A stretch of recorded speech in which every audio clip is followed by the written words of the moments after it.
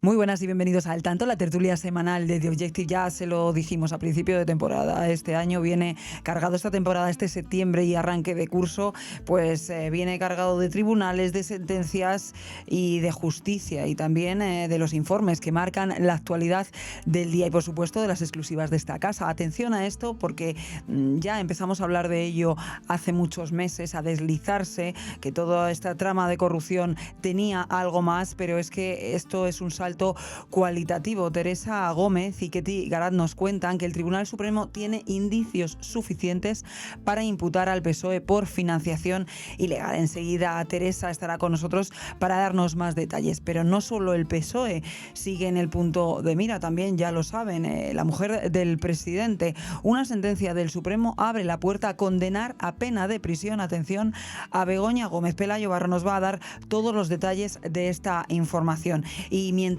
crecen los problemas judiciales para Sánchez y para su entorno, tanto a nivel personal, ya saben, como a nivel profesional, él se rodea de más y más asesores, y todo esto con la actividad legislativa del Gobierno de España prácticamente paralizada. El Gobierno tiene ya 1.259 asesores, de los que, atención, 606 son solo para él, para Pedro Sánchez. De este tema vamos a hablar enseguida también con Enrique Morales. No se lo pierdan. Arrancamos ya.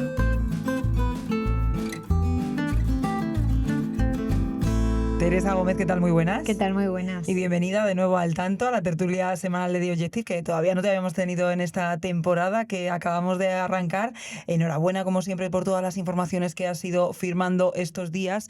Y vamos a hablar de esa última información de bastante calado que firmas esta semana junto a Ketty, que da un paso más sobre algo que venís contando en vuestras informaciones, en vuestras investigaciones de todos estos meses, y es que el Supremo ya tendría los indicios suficientes, son palabras textuales que vosotros ponéis en la información, para poder imputar al Partido Socialista por un posible delito de financiación ilegal. Pues así es. A nosotros nos dicen fuentes de la investigación y fuentes judiciales que los investigadores, los miembros de la UCO, ya después de haber analizado la documentación incautada en uno de los registros, concretamente en el registro de las empresas del famoso constructor Pepe Ruz, amigo de Ábalos, pues ha hallado pruebas suficientes para poder demostrar que presuntamente el Partido Socialista se financió de manera ilegal a través de las comisiones que cobraban los dirigentes políticos. Es decir, nosotros nos cuentan que es a través de esas donaciones, es una de las vías, de esas donaciones realizadas por Cerdán y por Ábalos, que estos previamente habían cobrado esas presuntas mordidas a las constructoras. Digo las constructoras porque en el caso de Pepe Ruz eran constructoras, y parte de ese dinero de las mordidas iba a parar en concepto de donaciones para financiar al Partido Socialista. Esa es una de las vías. Otra de las vías es a través de facturas giradas al Partido Socialista con un sobrecoste, y de esa manera lo que hacían era entrar en circulación un dinero que previamente era ilegal, es decir, que estaba cobrado en B, girando facturas al Partido Socialista, convertían ese dinero en A, y lo que hacían era que parte de ese dinero ya blanqueado pues pudiese parar o pudiese llegar a las arcas del partido. Y nos dicen esto, que después de estos indicios, es verdad que todavía no se ha presentado un informe como tal, pero sí que la investigación va por ese camino, y que en los próximos semanas / meses, a mí no me gusta decir un mes exacto ni nada parecido, porque siempre al final muchas veces se retrasan, otras veces se adelantan. Entonces creo que eso no es positivo, pero sí que veremos al Partido Socialista, según nos cuentan a nosotros, pues imputado como persona jurídica. Esto es un salto cualitativo de Totalmente. Lo que ya se venía hablando durante todos estos meses. No sé si en esas vías, ¿no?, de posible blanqueo, cuando hablabas de los giros de facturas falsas, se ha hablado, ¿no?, en el caso, por ejemplo, de Ábalos, de comidas infladas en sitios por valor superior que Koldo presuntamente pagaba en efectivo y que luego podrían ser giradas al partido. No sé si podría ser algo de Sí, sí, esa es otra de las ramas. Una es, como bien digo, a través de las donaciones realizadas con un dinero que previamente se habría cobrado de estas mordidas. Y otra de las ramas es bueno, pues las facturas giradas al partido, pero independientemente de que estuviesen infladas o no, en muchas ocasiones no estaban infladas. Es verdad que se gastaban ese dinero, pero ellos lo cobraban, ellos lo pagaban con dinero que tenían en negro. Y luego le emitía esta factura al partido para que el partido le hiciese esa transferencia, y de esa manera lo que hacían era convertir un dinero que tú previamente lo tenías en B, lo que haces es convertirlo en A. Claro, has hablado de Pepe Ruz, que es un poco esa figura clave. Pepe Ruz, que pasa a ser amigo de uno, amigo de otros, es el hombre que está un poco en el centro, ¿no? de esta... Bueno, Pepe Ruz era amigo de la infancia de José Luis Ábalos. Y es verdad que cuando José Luis Ábalos llega al gobierno, al Ministerio de Transporte, que también entre todas las carteras Sánchez le otorga pues la cartera con mayor poder económico, totalmente. Y cuando llega Ábalos, pues este constructor comienza a tener muchas adjudicaciones, muchos contratos. Nosotros entrevistamos en marzo a un empresario que formaba parte de este entramado. Lo hicimos, por supuesto, con el rostro oculto, porque, bueno, pues porque al final también formó parte del entramado.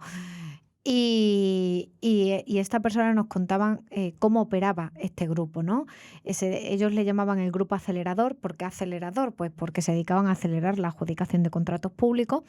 Y en ese grupo, que estaba capitaneado sobre todo por Pepe Ruz, que en aquel momento nadie conocía a Pepe Ruz, y fue cuando sacamos a la palestra el nombre de este constructor, pues Pepe Ruz lo que hacía era traer a empresarios.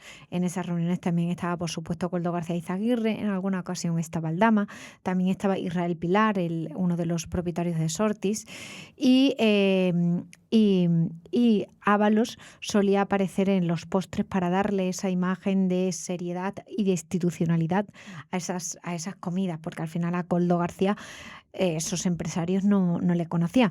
Entonces el papel de Pepe Ruz era traer a empresarios que estaban interesados en determinadas adjudicaciones, y a esos empresarios le decían, bueno, no te preocupes, el contrato te lo vamos a adjudicar a ti, pero tú a cambio pues tienes que pagar una comisión porque te vas a llevar el contrato público.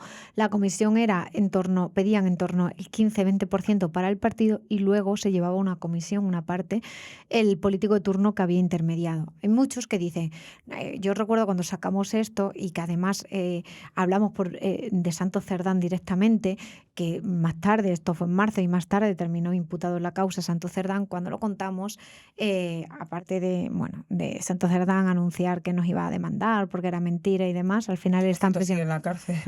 Eso es, sigue en prisión provisional. Cuando lo contábamos nos decían, no, es imposible, no se puede amañar un contrato público porque pasa por la mesa de contratación, porque intervienen no sé cuántas personas, y entonces eso es totalmente imposible, porque entonces tendrías que comprar a todos los funcionarios que... Y yo decía, bueno, pues yo no sé cómo lo han hecho, pero sé que se han amañado contratos públicos, y efectivamente no era tan difícil amañar un contrato público como hemos podido ver, porque efectivamente se han amañado presuntamente y se han cobrado esas comisiones.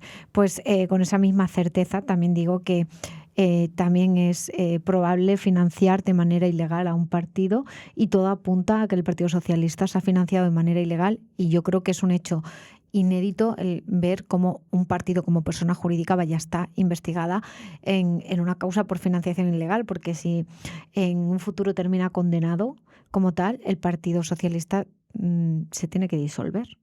Se tiene que disolver, y es que un partido que llegó al poder, recordamos, este gobierno llegó al poder con una moción de censura criticando y cuestionando la corrupción en el Partido Popular.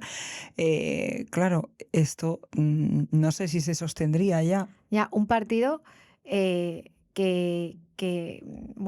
ha tenido muchos casos de corrupción, Filesa, los seres de Andalucía, pero hasta el momento es verdad que no había estado investigado por haberse beneficiado presuntamente, ¿no? Entonces, esto ya sería, yo creo, un paso más, y sí que sería la disolución como tal del partido. Es, por ejemplo, una de las cuestiones que, bueno, Aldama, ¿no? Esa persona que siempre ha estado también dentro de todo este entramado, figura clave como comisionista y figura clave como persona que ha ido contando también en sus diversas entrevistas y en los propios tribunales lo que estaba pasando, y todavía tiene más información, y él siempre también pues ha deslizado esta vía. Se sabe que tiene mucha más información. ¿Crees que esa información que tiene puede ir por ahí? Sí, a ver, Aldama tiene mucha información, por supuesto. De hecho, todo lo que ha ido, porque hay muchos que dicen, no, porque dijo que iba a tener mucha información y no ha aportado nada. Perdona, la lista de todas las constructoras a las que se le ha adjudicado los contratos públicos lo presentó él, que de hecho recordemos que era un manuscrito firmado por el propio Koldo García Izaguirre, que Koldo decía que esa no era su letra o que no reconocía su letra, y a través de pruebas caligráficas se determinó que efectivamente esa era la letra de Koldo. Entonces aquí tenemos a un lado a unos presuntos corruptos que se dedican a decir que todo lo demás es mentira. Bueno, es lícito teniendo en cuenta que al final se juegan muchos años en prisión, pero también tenemos a un gobierno defendiendo a esos presuntos corruptos por lo que a ellos le puedan salpicar. Pero obviamente Aldama no es el que tiene la llave y el que sabe toda la información. O sea, Aldama era un comisionista, pero el gobierno se nutría de muchos comisionistas. No era el único, ni mucho menos. Entonces, es verdad que no sabemos la identidad de todos esos comisionistas que jugaban un papel igual de importante que el de Aldama. Y a través de los registros domiciliarios, es cierto que los investigadores sí ya tienen mucha información de presuntas irregularidades cometidas por otro, incluso comisionistas, que no están relacionados con Aldama. Teresa, tal y como contáis en esta información, los investigadores analizan precisamente esa ingente, ¿no?, documentación incautada en diligencias de entrada y registros practicados antes del verano en las sedes sociales y domicilios de personas vinculadas. Como dices, son muchas personas, no es la figura de Aldama el único comisionista, y son muchas empresas. Hablamos de Acciona Construcciones, de Levantina, de Ingeniería y Construcción, de OPR y Servinavar, donde se incautaron hasta 11 dispositivos electrónicos los días 10 y 11 de junio en diferentes sedes, en Madrid, en Valencia, Andalucía, Navarra. Al final esto es una macrooperación y es mucha información. Totalmente, es una macrooperación, y de hecho es cierto que los miembros de la UCO actualmente están desbordados, y están desbordados también porque, aparte de tener una ingente cantidad de documentos que es muy difícil poder analizarlo en un tiempo récord, ni mucho menos, también la cantidad de audios que hay. O sea, hay horas y horas y horas de audio, y se necesitarían 3 vidas para poder bueno, pues al menos escucharse esa cantidad de audio. También hay que sumarle que al final actualmente todos los casos de corrupción, o sea, que la UCO no solamente investiga esto, que también investiga otras tramas de corrupción que a lo mejor no son mediáticas, que nosotros no conocemos porque no hay políticos implicados y que tienen mucho más trabajo. Esta trama es muy compleja, pero al final es una parte más de su trabajo. Y si a eso se une que no tienen ayuda por parte de la misma unidad, pero en la Policía Nacional, que es la UDEF, porque ha decidido no investigar ninguna causa que pudiese afectar de manera directa o indirecta al gobierno, pues al final es una carga de trabajo que es mucho mayor para la Guardia Civil que para los agentes de la UDEF, lamentablemente, y muy a mi pesar, porque yo creo que en la UDEF, y siempre lo he dicho, hay unos grandes profesionales, ahí hacen unos informes de verdad, o sea, objetivamente magníficos. El problema es que, claro, que si tienes en la cabeza a un comisario, como en este caso es el comisario Fernando Alonso, que no les deja investigar y que les tiene atado de pies y manos, pues es normal que estos profesionales no puedan hacer su trabajo. Como también, y cambiando de asunto, saltando de asunto, entre los profesionales de las fuerzas y cuerpos de seguridad del Estado que pues están teniendo dificultades y que se enfrentan a situaciones, pues en este caso, como estabas comentando, de la UCO, falta de personal, falta de manos, falta de medios para investigar tantos casos de corrupción y tantas horas de grabación y tantos documentos y tampoco apoyo, pero también lo hemos visto, ¿no?, esta semana, no con la Guardia Civil, pero sí con la policía en todos los disturbios que ha habido en la vuelta, en la finalización de la Vuelta a España aquí en Madrid, que se ha generado un verdadero caos. Totalmente, y es que a mí me da pena porque es verdad que al final siempre las víctimas y los damnificados, en este caso son incluso más la policía, porque, bueno, pues lamentablemente al final sus mandos son mandos políticos, ¿no? Y entonces un cuerpo mucho más politizado que a lo mejor la Guardia Civil, que es más militar y se asciende por meritocracia, y en la policía, pues lamentablemente, pues los comisarios principales y los jefazos, pues están más nombrados por el político de turno. Entonces al final sí que terminan utilizando el cuerpo, el político de turno, en este caso el Partido Socialista, en su beneficio. Y el objetivo que tenía el gobierno durante la Vuelta Ciclista fue que se cancelara la Vuelta Ciclista.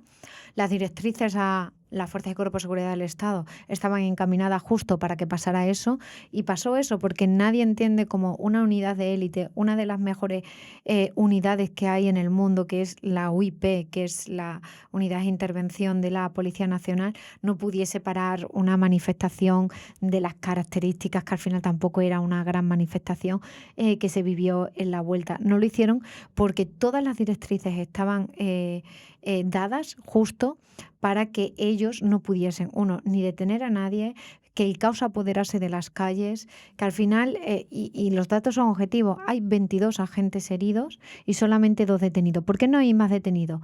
Pues porque no había agentes para poder detener. Porque cuando a los agentes se les dejó intentar paralizar, ya era demasiado tarde, porque no se le dejó desde un principio, porque les mandaron a la trinchera sin ningún tipo de protección, porque les dijeron que no podían sacar lo que vulgarmente nosotros llamamos las porras, que son los extensibles, porque no les dejaron cargar. En Ferraz sí dejaron cargar, aquí no dejaron cargar. Entonces llegó un momento en el que obviamente pues se vieron totalmente desbordados, pero además va más allá, porque al gobierno, al delegado del gobierno, les dio igual que se tomasen esas directrices, incluso teniendo en cuenta de que la integridad de los agentes pues sufría un riesgo y por eso están heridos. Teresa, como siempre, gracias desde aquí, pues bueno, nuestro granito de arena y nuestro apoyo, ¿no?, a las fuerzas y cuerpos de seguridad del Estado y al trabajo magnífico que tienen que realizar muchas veces con las herramientas y con las condiciones que no nos gustaría a ninguno de los ciudadanos. Gracias. Muchísimas gracias.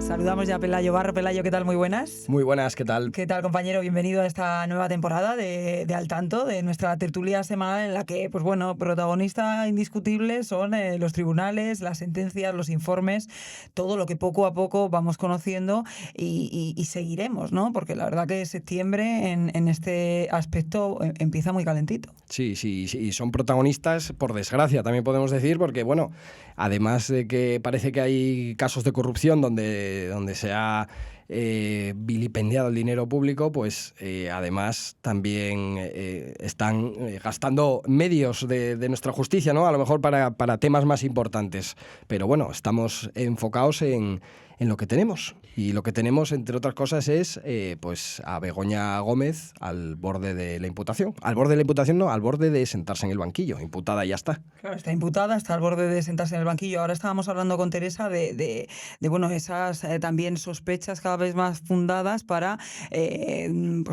imputar al Partido Socialista un posible delito de financiación ilegal. Pero es que Pedro Sánchez tiene muchos frentes abiertos. Tiene el frente abierto que comentábamos con Teresa, tiene todo el tema de Cerdán, de Ábalos, pero tiene todo lo que corresponde a, como decías, su propia mujer, con 5 delitos, 5 imputaciones de delitos, también todo lo que acontece con su hermano, el hermanísimo. Pero cuentas algo muy interesante esta semana en The Objective, y es una sentencia. Atentos a esto, porque una sentencia del Supremo abre la puerta a condenar a pena de prisión a Begoña Gómez por uno de esos 5 delitos, ¿no, Pelayo? Sí, efectivamente, hoy contamos un precedente que hay en el Tribunal Supremo, una sentencia de hace exactamente 11 años, tiene fecha de junio de 2014, por la que el Tribunal Supremo condenaba a 1 año de prisión y 6 meses de prisión, respectivamente, a 2 mujeres concejales del Partido Socialista en Paiporta, en Valencia, pues por haber recurrido de forma sistemática, en el caso de una y ocasional en el caso de otra, a empleados municipales para cualquier tipo de labor personal, ¿no? Por ejemplo, cogían a unos carpinteros del ayuntamiento y les decían: necesito que me vengáis a casa a arreglar la puerta. Y iban y les arreglaba pues la puerta del chalet y quedaba nueva, no pagaba nada, esto se realizaba en horario laboral, pagaba el ayuntamiento. Que, oye, que necesito que llega el verano, llega la Semana Santa y que me adecentéis un poco la casa de la segunda residencia. Para allí se iba 1 o 2 limpiadoras, decían, la sentencia, habitualmente los viernes también, en primavera, que debe ser cuando más usaban la casa, lo describía muy bien. Es increíble la cara dura, ¿no? Pagado por todos nosotros. Pagado por todos nosotros, pues eso, un carpintero del ayuntamiento cogía a 2 limpiadoras, a 1 o 2 limpiadoras, las trasladaba hasta la vivienda y allí, pues bueno, pues se liaban a limpiar y le dejaban la casa como los chorros y pagada por todos los vecinos de Paiporta, ¿no? La otra concejal, que era del Departamento de Interior, incluso llegó a pedir un día concreto, esto solo lo hizo una vez, pero también ha sido condenada, que fueran unos mozos del ayuntamiento con un camión a recoger todos sus muebles para llevárselo a otra vivienda, ¿no? Una mudanza gratis pagada por los ciudadanos. Entonces, la clave de todo esto es que fuentes jurídicas nos dicen, nos ponen el foco en esta sentencia porque tiene todos los elementos del delito de malversación de caudales públicos, ¿no? Y además el Supremo entra a valorar un concepto clave que es el de caudales públicos, porque hasta ahora pues hemos entendido más o menos que los caudales públicos son el dinero público, ¿no? Pues oye, si hay un uso de un bien que no sea económico, digamos, propiedad del Estado, pues a lo mejor no hay una malversación. Pero el Supremo establece que la malversación de caudales públicos, en el caudales públicos entra incluso las horas de trabajo que realizan los empleados públicos y que se pagan a cargo de las arcas públicas. Y esa es la clave, ¿no? Y esa es la clave que conecta con el caso Begoña Gómez y con uno de esos 5 delitos que le imputan, que es el de la malversación. Recordarán nuestros lectores y escuchantes en este momento que Begoña Gómez, a Begoña Gómez se le contrata una asistente en Moncloa.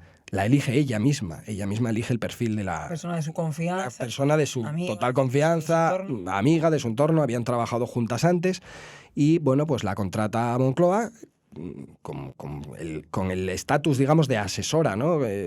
Una ayudante asesora. De la mujer del presidente. De la mujer del presidente. Es una figura que no es nueva, porque ya la tenían esposas de presidentes anteriores. Sin embargo, sus labores están muy limitadas a pues el protocolo de la mujer del presidente, en un acto, efectivamente. Hay que recordar que aquí no existe la figura de primera dama. Begoña Gómez no es absolutamente nada, como no ha sido ninguna de las anteriores mujeres de presidentes, ¿no?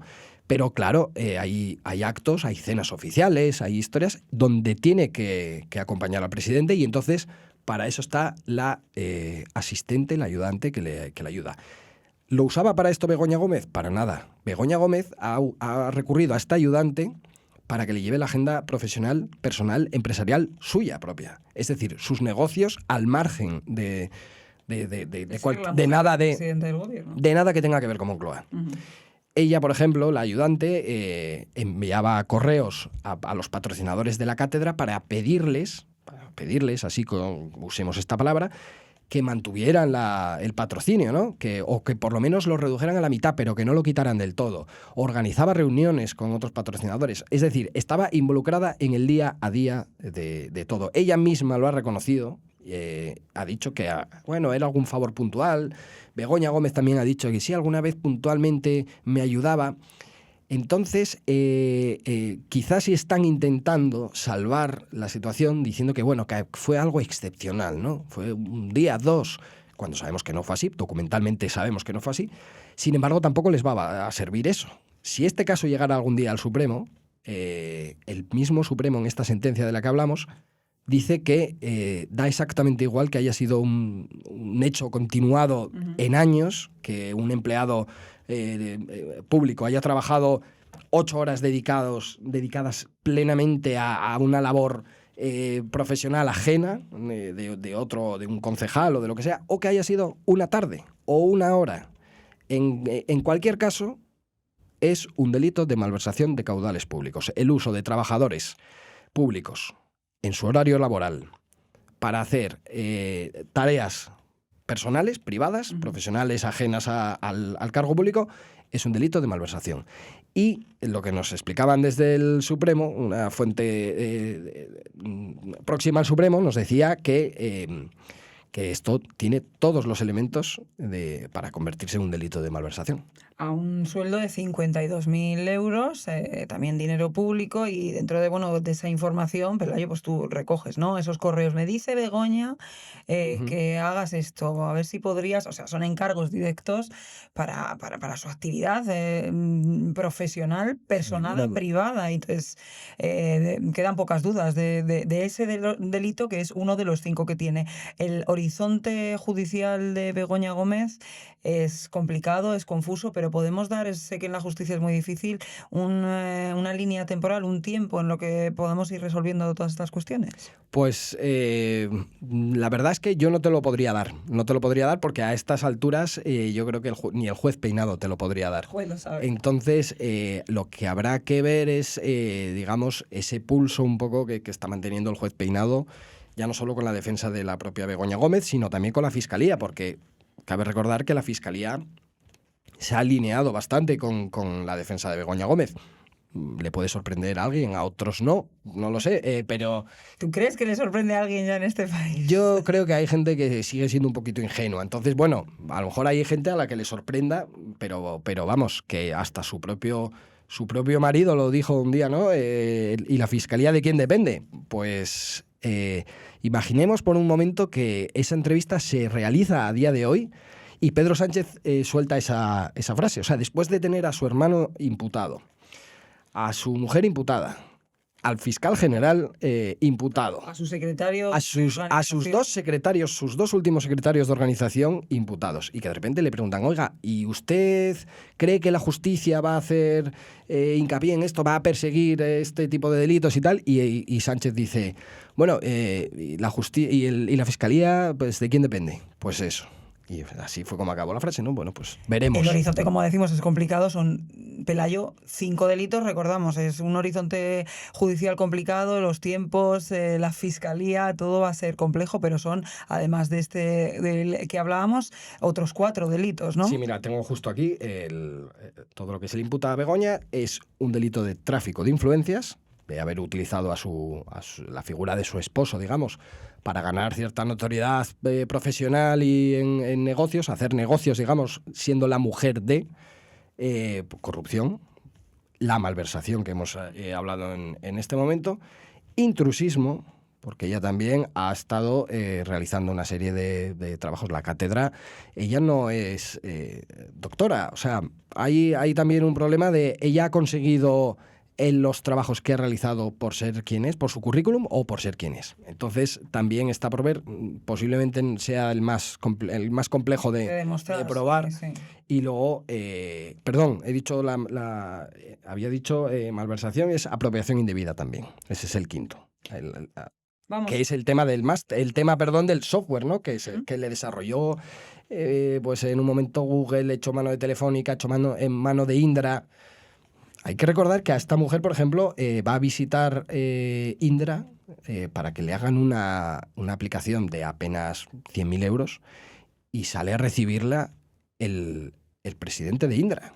O sea, Indra, que tiene contratos de cientos de millones de euros, y seguramente la persona que tenga un contrato de 80 millones de euros va a Indra y no sale a recibirle ni el presidente, ni el vicepresidente, ni nadie. Pero es que a Begoña Gómez, por una aplicación de 100.000 euros, sale a recibirle el presidente.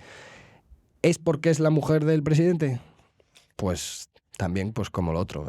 Pues la justicia dirá y veremos, y el tiempo, veremos cómo acaba todo esto. Pelayo, como siempre, muchas gracias, compañero. A ti, muchas gracias.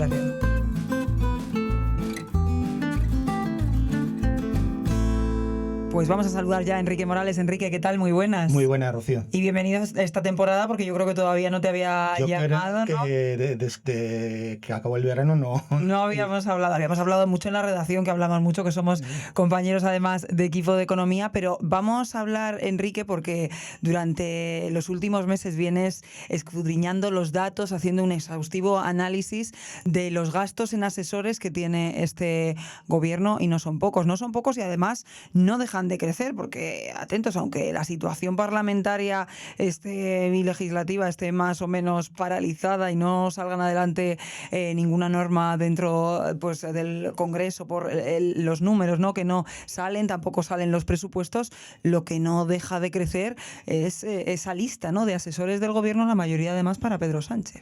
Sí, efectivamente, Rocío. La última relación de puestos de trabajo muestra que hay 1.259 asesores.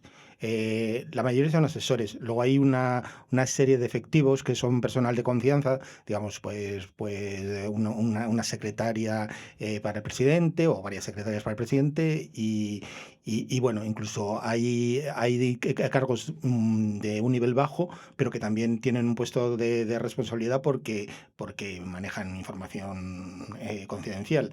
Resulta curioso lo que comentas, es decir, en plena parálisis política, los ministros no comparece Sánchez en el Congreso. La última vez que tuvo que hacer una votación importante, que era la que impulsaba su compañera de gobierno, Yolanda Díaz, para la reducción de jornada laboral, pues prefirió ir a un estreno o un preestreno en el cine. Entonces, resulta curioso. Luego hay un montón de leyes que están paralizadas, prorrogadas, sin una fecha prevista, porque no se consiguen los apoyos parlamentarios. Pero siguen creciendo asesores, y muchos de estos asesores están enfocados, por ejemplo, en el desarrollo de leyes y de proyectos. Hablas dentro de tu información de esos puestos a dedo, de esos funcionarios a dedo. Vamos a explicar a la gente, porque bueno, aunque ya llevas mucho tiempo hablando de estas cuestiones y seguro que nuestros oyentes y lectores son conscientes, hablamos de esa provisión por libre designación que hace que esto sea posible. Efectivamente, a ver, los asesores tienen puesto de funcionario, pero temporal. Su puesto dura el tiempo que dura quien le nombra, un ministro o el presidente del gobierno, y luego pues abandonan el cargo al mismo tiempo que la persona que los designó. Pero luego hay un número muy importante que supera los 11.000, que son los puestos de libre designación. Esta fórmula es una fórmula, digamos, excepcional, ¿no? El concurso de mérito, digamos, es la más justa, ¿no? Tú demuestras que eres el mejor, tienes más méritos, tienes más experiencia, tienes más conocimiento y vas a ese puesto. Pero los puestos de libre designación, digamos que son de afines, es decir, hay muchos funcionarios que llevan muchos años en la administración que critican esta fórmula porque de repente, pues, un recién estrenado como funcionario puede ocupar un puesto muy elevado y durante el tiempo que lo ocupa, pues puede tener un nivel 30. Y es importante. Además, es muy fácil designar, o sea, colocar a estos funcionarios. Lo difícil es poder quitarlos, porque tienes que demostrar que han perdido los méritos que se les asignaba y todo esto. Entonces, hay determinadas sentencias que dicen que tienes que realmente demostrar que ese funcionario no vale para el puesto. Vamos a hablar de sueldos, porque no sé si queda tan claro, has hablado de diferentes niveles, no sé si queda tan claro qué tipo de sueldos tienen y qué niveles hay. A ver, entre los asesores y los puestos de libre designación, mayoritariamente tienen niveles 28, 29 y 30, que son los más altos de la administración. Un nivel 30, pues pongamos que puede empezar cobrando 65, pero 65.000 euros, pero puede llevarse mucho más. ¿Esto qué significa? Que como hay más funcionarios, hay más asesores y más funcionarios de libre designación, pues las partidas, los presupuestos para estos fines no han parado de aumentar. Digamos, hace pocos años los altos cargos tenían un presupuesto considerablemente superior al de los asesores y tenían un número muy parecido, claro, pero cobraban mal los altos cargos. Ahora es prácticamente la misma cifra. La cifra que se destina a los altos cargos son cerca de 90 millones y para los asesores son 79, o sea, muy cerca ya. Hablamos de 1.259 asesores, de los que además 606 son solo para Sánchez. Y aquí entendemos que puede haber asesores de todo tipo, no solo los que le hacen discursos o perfiles más técnicos. Hablamos, entiendo, de maquilladoras y peluqueros. Digamos que la fórmula de asesor, bueno, recordemos algunos, ¿no? Secretaria del ministro de Transporte era la mujer de Koldo García. Koldo García era asesor. También estamos pensando, por ejemplo, el asesor que estaba con el hermano de Pedro Sánchez, o la asesora que se encargaba de algunas cosas de la mujer del presidente, Begoña Gómez, ¿no? Entonces, hay muchos tipos de asesores, ¿no? Hay jefes de gabinete, hay gente que se encarga de protocolo, pero también, digamos, de la imagen, de determinadas cosas. Es decir, es como una comitiva que lleva siempre el presidente. Los 600 están ahí en Moncloa, ¿no? ¿Cómo se hace? Claro, sí, los 600 lógicamente tendrán que estar allí o cerca, ¿no? Porque eso, imagino que tendrán su lugar de trabajo, pues unos estarán elaborando leyes que al final no salen, otros estarán, pues eso, pensando cómo debe comparecer la próxima vez el presidente después de no comparecer durante los últimos meses, y bueno, esa será parte de su trabajo. Es la verdad curioso, sobre todo por la cuantía de asesores. También cuentas en tu información esa opaca, valga la redundancia, información al respecto. Sabemos el número, pero hay muchas cuestiones que se desconocen y que el gobierno, pese a las insistentes peticiones a transparencia, insiste en no dar determinados datos. Efectivamente, Rocío, es curioso. Bueno, los altos cargos, los altos cargos los conocemos, pero no conocemos el nombre de la mayoría de los asesores, ¿no? Entonces, reiteradamente hemos pedido información sobre esto. Hay ministerios más transparentes que incluso te detallan pues el nivel que tiene cada uno, el nombre, cuándo ha sido relevado, cuándo tal, pero hay otros, por ejemplo, Presidencia, que sostienen en no facilitar esta información, porque que yo considero clave. Si no hay nada que esconder, no tienes por qué negar esta información.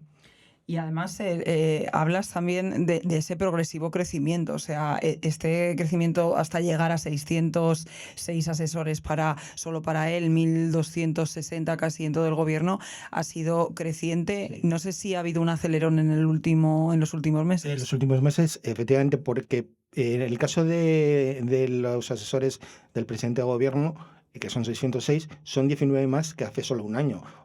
Oye, 19 puestos que estén cobrando una cantidad considerable. Y insistimos en que, claro, la actividad es nula. Entonces, ¿qué están haciendo? ¿Qué están haciendo? Sobre todo, ¿qué están haciendo? Recordemos que es dinero público, que están haciendo por el bien de todos los españoles, o 606 asesores para el bien del propio presidente, incluso con la vista puesta a lo mejor en unas próximas elecciones, que esto ya sería asesor para el Partido Socialista. Hay un detalle significativo que lo hemos estado mirando, y es que cuando se huelen las elecciones sube el número de asesores. Es decir, eso indica que al final son utilizados para otros fines no de gobierno, y sí más de partido. Enrique Morales, como siempre, muchas gracias. Vale, muchas gracias, Rocío. Muchas gracias y un abrazo, y muchas gracias también a todos ustedes. Ya saben, pueden encontrarnos en nuestro periódico digital en www.theobjective.com, en todas nuestras redes sociales y, como no, en su plataforma favorita de podcast. Un abrazo.